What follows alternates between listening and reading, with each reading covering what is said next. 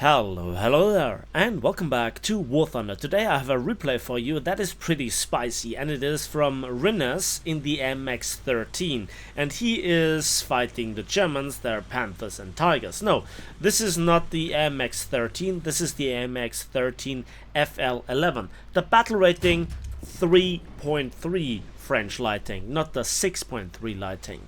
And it practically has a Sherman 75mm, but with longer reload, 7.5 seconds for a fully trained ace crew, and also he has only APHE loaded APCBC rounds with 104mm of penetration, and he is playing on Italy. And this brings me to the next point. So he will meme the enemy team quite hard. He will showcase excellent situational awareness and just showcase the benefit of mobility over armor, even with this not so great gun for this battle rating. So he just killed his first Tiger H1 and he goes forward into the depths of the enemy's line. Now, Italy is a city map. As you can see, the city is surrounding all three objectives, whereas the spawns are in the open.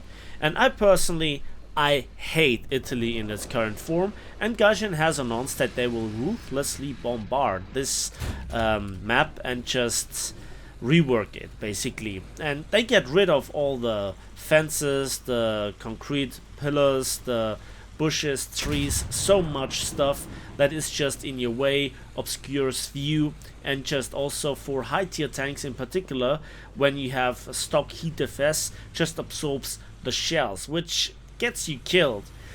Also, it will showcase that certain tanks that had a pretty good reputation in combat, namely the Panther and the Tiger, will not have such a good time in this city environment.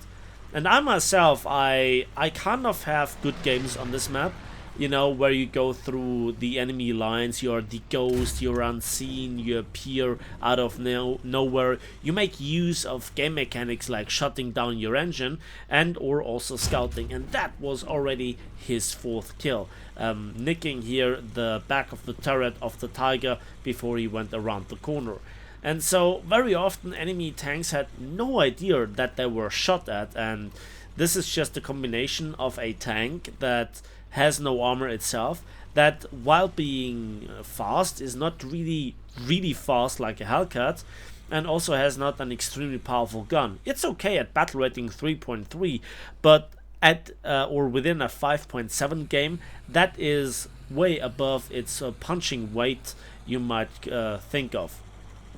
So, this replay will come into its spiciness in just a moment. But yeah, this is where tanks like the Tiger, like the Panther, look absolutely weak. Because their gun handling, turret rotation speed, turning on the spot is not really that quick compared to other tanks. They also don't have stabilizers. And while there are great tanks for when being angled or positioned in a good way, especially at long ranges, they are not really that great in a city fight environment. So here Rinezz is about to pop the Panther, but then saw the Tiger, pops him first, which was really great because the Panther has now longer time to get gun on target and the Tiger has no possibility anymore to angle. So this is like 6 kills, and he defended the cap, or like, you know, he didn't defend it, it was in enemy hands, but now he can decap it and potentially cap it. So I don't know why he up-tiered himself, if he wanted to make a meme gameplay out of this, but I think Italy is very well suited for low-profile, sneaky tanks that just can be hidden behind a building. And the problem with a tank like the Panther and the Tiger is that you have to shorten the combat distance because you need to capture the objective. You cannot just sit on top of a hill and try to snipe. I mean, you can do this, and sometimes that works really well, but you kind of let your team down in not pushing for the capture point, and it's all about capturing capping wins games. That's just how it is. And when you are on Italy, there are so many possibilities where enemies could come from. Now I like this here, that he refilled the smoke and just got the hell out of there, not seeking the head-on fight versus the G2. He might be able to pen it and one-shot it from the front, but it would also give a good chance to the G2 to snapshot him, and that would be kind of a fairness point. But fair fights are for suckers. You always have to try to make your advantage. And I think now he actually turned off his engine, so that G2 and the Narson in the background have absolutely no idea that he is there. They might have the suspicious feeling, because as you can see on the minimap, there is another one at A. And as you can see on C, they actually have completely broken through. They have all 3 objectives, so this is where his team is on the winning path. And so they overextend. They go into the open fields, they're pushing towards the spawn, and this is where they try to get some easy quick kills. It seems like the match is over, it's just cleaning up time, but there can be lots and lots of tanks within the city being still unseen, and I think that it is very often completely unpredictable what happens next. It's just that one corner that you didn't check because you had to hurry to get to the next capture point, etc. And tanks can lurk behind every corner just waiting.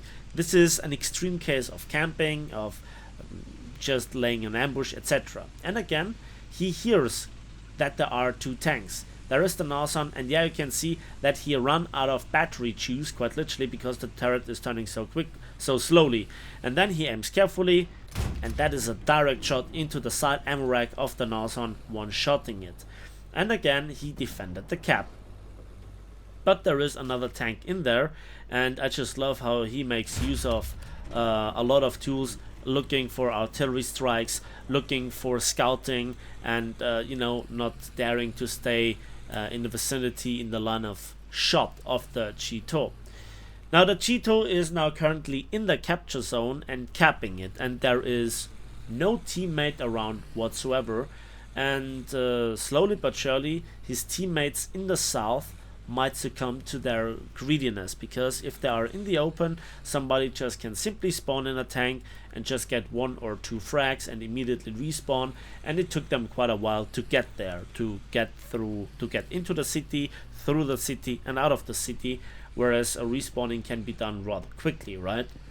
So there is a Panzer IV-H. We can see it clearly in the replay. Remember, this is Tank RP, and only because this is a replay we can see the markers. And again, just like with the first Panzer that he shot, which I had just cut out, he hits the upper plate and that absorbs his shot. So that was a bit unfortunate. Again, 104 millimeters of APCBC shall have their penetration limits. The Panzer IV-H has the suspicious feeling that something's there.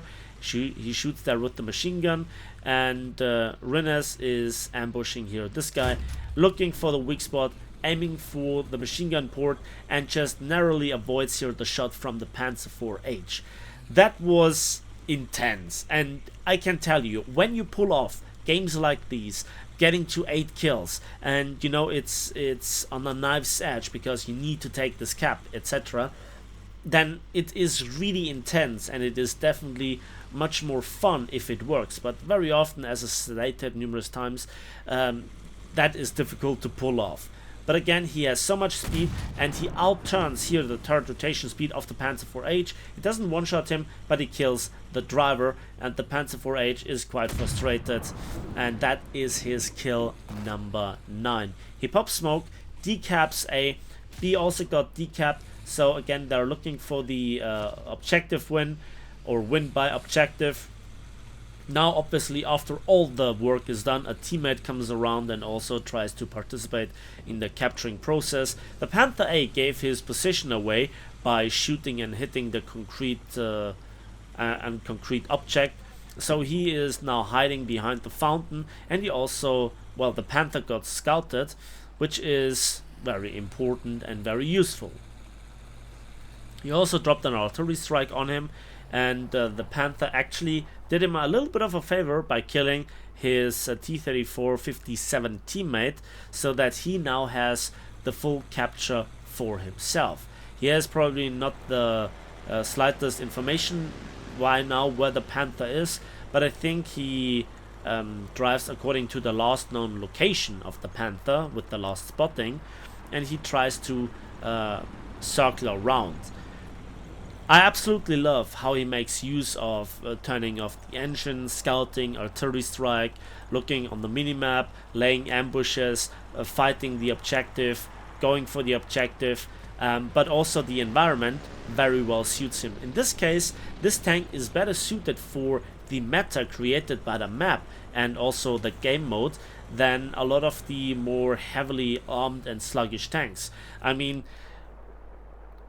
if he would have fought like 9 SPAs, the outcome of the match might have been severely different from his perspective. So A is still uncontested, and now it gets contested, and again he's listening. Now he gets the engine turned on again. He sees the Panther, not quite yet, and he goes forward. There is not much time left on the ticker. Come on. There he goes through the bushes. There he sees the turret. The Panther has no idea, and that was not a one-shot, but it did severe damage to the Panther. And then can he reload before the tickets run out? Come on, come on. Stabilize the gun, get gun depression, and yeah, that is his 10th kill. That is kill number 10. And the tickets run out, and he gets all the awards. Let's have a quick look at the post-battle results.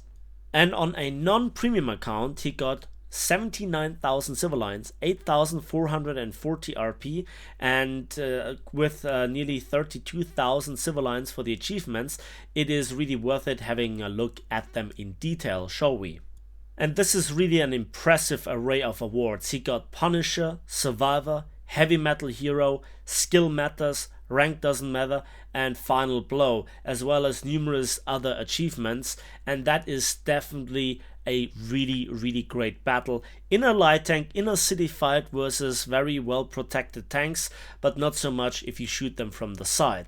So again, Rinezz pointed out why city fights are not really suiting slow, heavy, sluggish machines, even though they might have some armor, even with a light tank that is more than 2 battle ratings below its prey.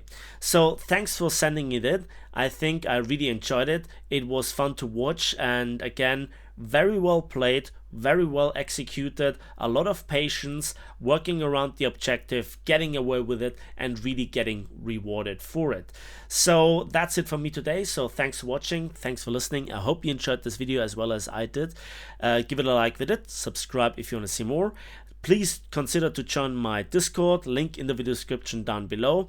And as usual, we will see each other on the seas, in the skies, and on the battlefields of War Thunder.